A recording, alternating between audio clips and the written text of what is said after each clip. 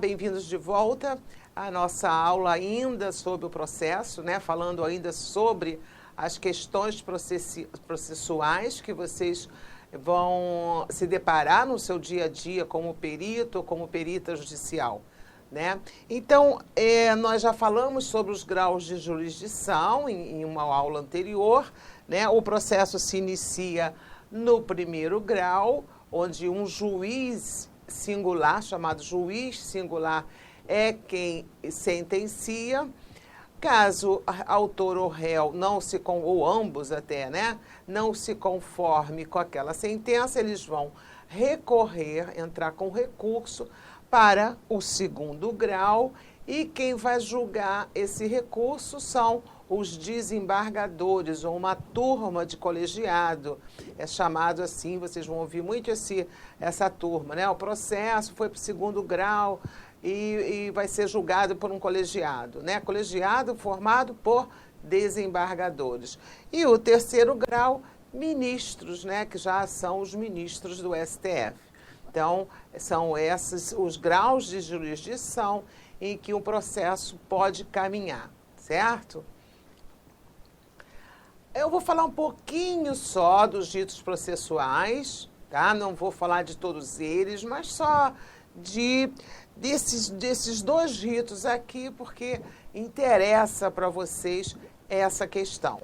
Por exemplo, no processo tem o rito litigioso ou contencioso, que é aquele que a gente pode falar que tem briga, né? Se as pessoas distribuíram, entraram com um processo no judiciário que seja litigioso, é porque vai ter briga.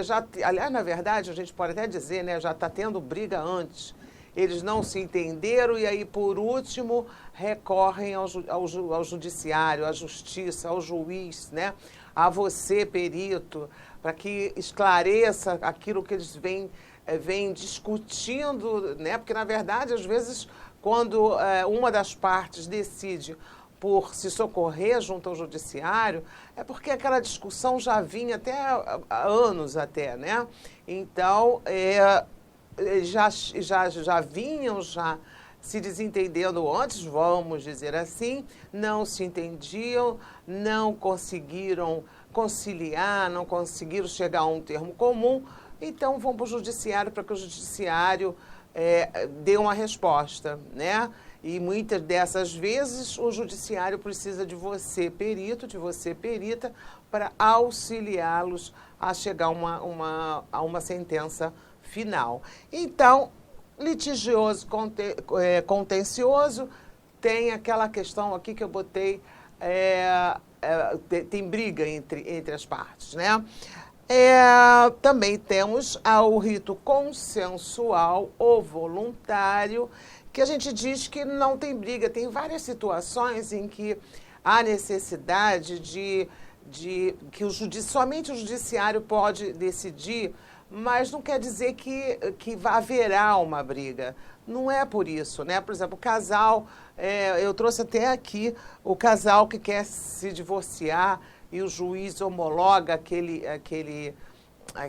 divórcio, né? Hoje pode até se fazer extrajudicialmente. Uma pessoa que quer adotar uma criança, ela não quer brigar com ninguém, ela só quer que o judiciário profira uma sentença, uma decisão em que torne aquela situação dela legal. Então, são várias as situações em que o pai que quer fazer o oferecimento de alimentos a um filho, porque ele realmente quer pensionar aquele filho, mas gostaria que deixasse tudo certinho, tudo ok, através de uma decisão judicial. Então, são várias as questões em que não há briga, né? Apenas precisa da chancela do judiciário para que aquela ação tenha legalidade, né? Tenha uma formalidade legal, ok? Mas não tem briga. Então, em questões consensuais, os peritos não são chamados normalmente, né? Apenas na fase litigioso.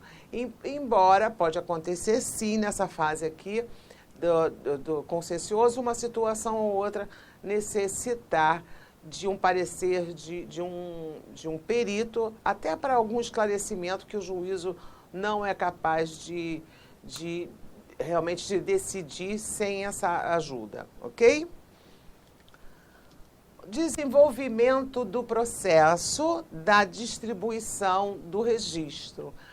Essa informação é muito interessante que você saiba, né? Ou como o processo se inicia, como é feito isso.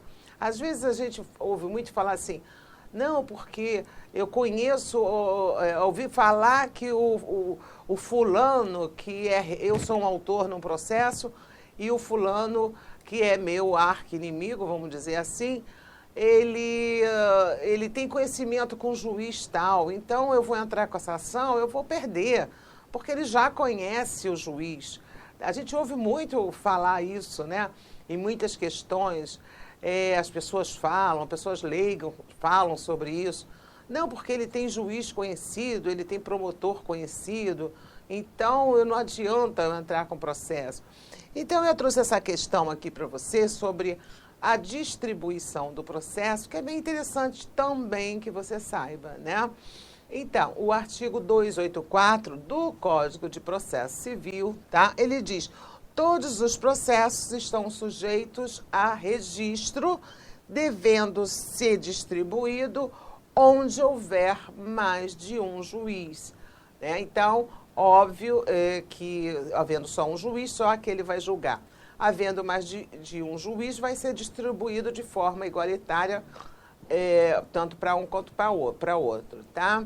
E nesse registro que está se falando aqui, né? Esse registro, ele recebe um número, esse processo vai receber uma numeração. Então, você, quando for nomeado no processo, a primeira identificação que você vai ver nessa nomeação é o número do processo.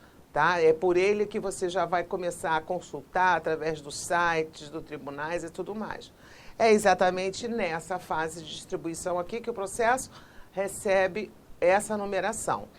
O artigo 285 diz: a distribuição, que poderá ser eletrônica, será alternada e aleatória. Ou seja, eu conheço um juiz, então eu chego lá, quando eu for entregar o meu processo, para distribuir meu processo, eu falo assim, não, mas eu quero que meu processo seja encaminhado para o juiz fulano de tal, porque ele é meu irmão.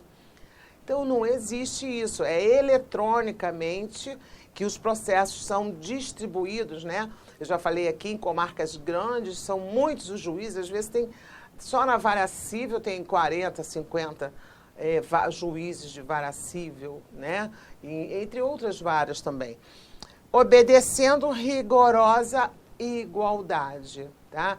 Então, a historinha de que eu tenho, meu irmão é juiz, então o réu que está litigando comigo nesse processo, eu vou ganhar ação porque eu vou botar lá pro juiz que é meu irmão julgar.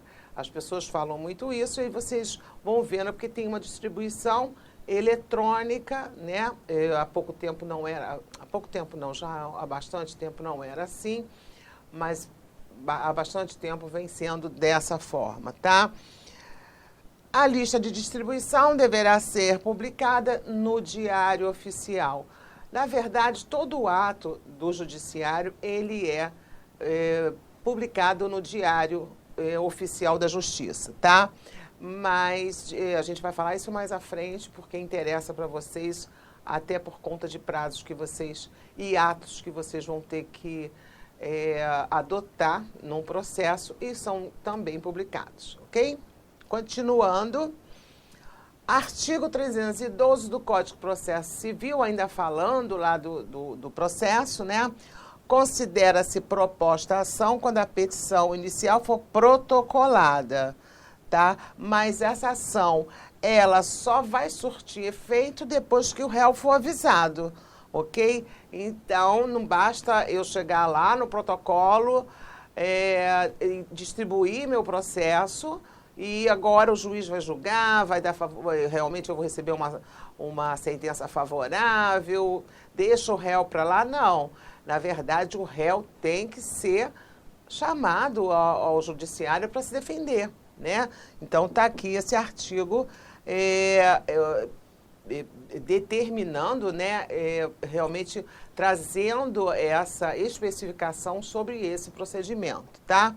A ação, ela só produz contra o réu os efeitos mencionados depois de devidamente citado. Então, voltando a falar mais um pouquinho sobre a petição inicial, porque, na verdade, é a primeira peça no processo que você vai ter que ler com muita atenção, né? Porque o autor que elaborou aquela petição inicial e que provavelmente já trouxe o seu pedido de prova pericial e também, muitas das vezes, ele já traz até os quesitos para o perito judicial.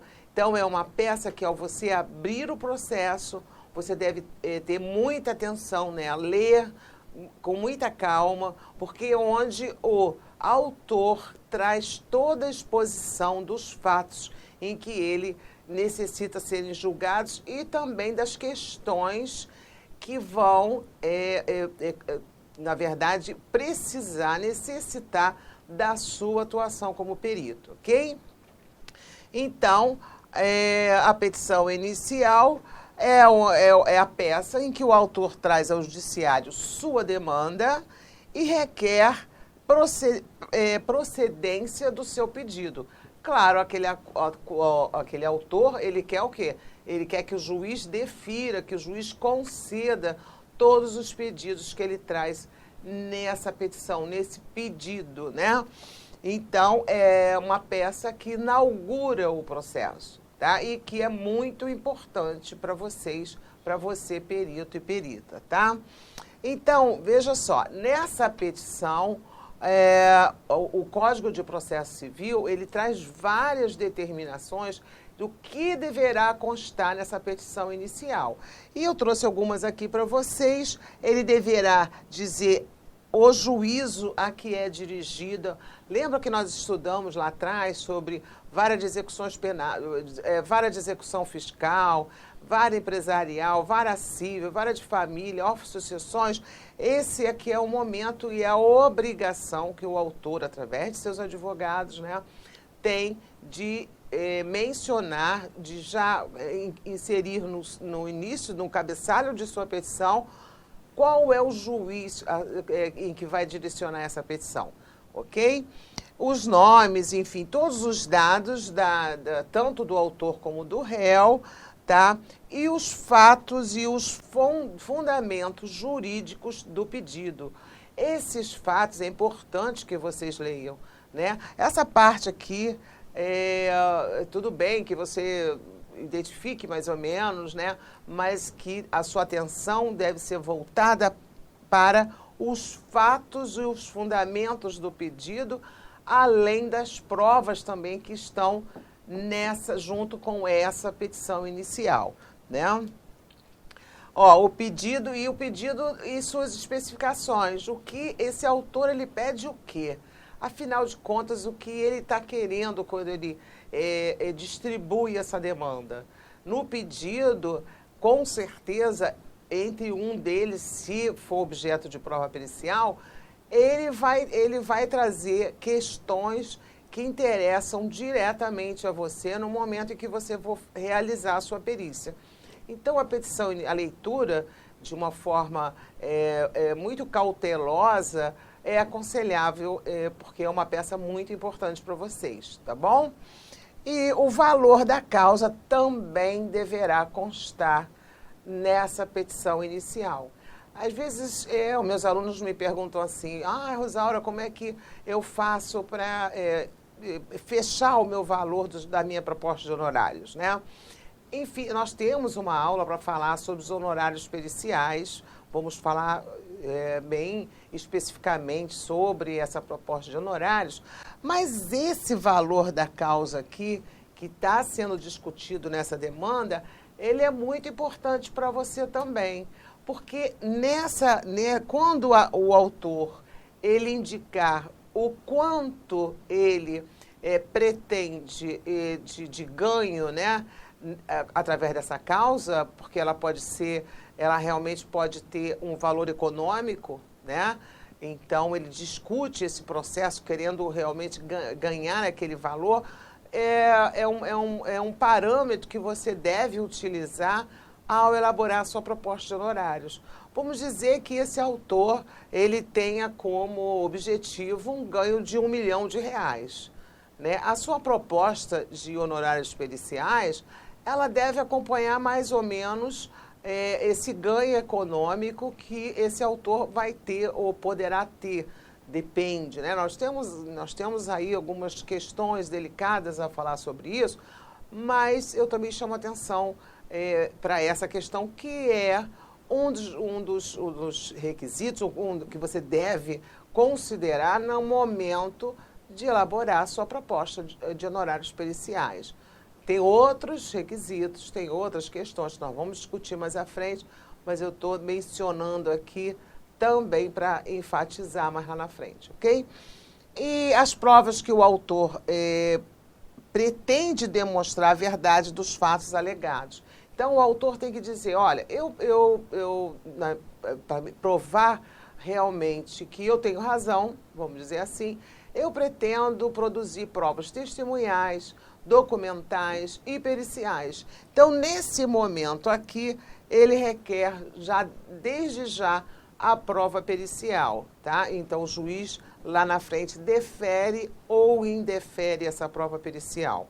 Vai depender se o juiz achar, não, realmente necessita que se faça uma perícia aqui, ele vai deferir, ok?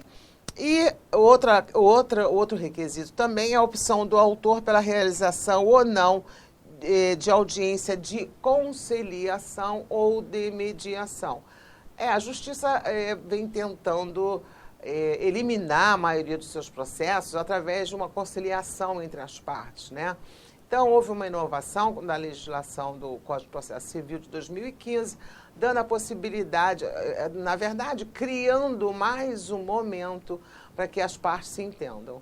Se as partes se entendem, ruim para você, perito, né? Porque se a discussão continua, é óbvio que vai ser deferido e vai vir a questão da prova pericial. Mas, na verdade, essas conciliações, elas não acontecem muito, porque, na verdade, quando as pessoas já utilizam o judiciário para resolver suas contendas, suas brigas, né, elas chegam nesse momento aqui em que essa audiência é realizada, um não olha nem para a cara do outro. Fala assim, não, eu não quero, até agora não consegui que realmente eu fosse ouvido e tal. Então, o réu tem lá as suas revoltas e tudo mais, e o autor não é diferente. E aí nada se resolveu aqui, o processo vai continuar e aí sim a prova pericial poderá existir, né? Se ele acaba aqui, não. Se ele continua e realmente se o processo necessita de prova pericial, óbvio que o juiz vai deferir essa prova. Tá? Então, eu estou trazendo aqui questões que questões trazidas na petição inicial, mas para chamar a sua atenção da importância de você ler de uma forma muito específica a petição inicial, ok?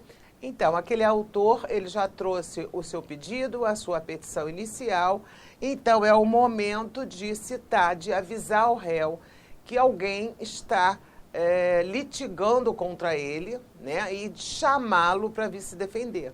Tá? Então, a citação, nada mais, ela está prevista no artigo 238 do Código de Processo Civil, ok? Auto pelo qual são convocados o réu, o executado, porque dependendo se for um processo de execução, o executado é chamado, tá?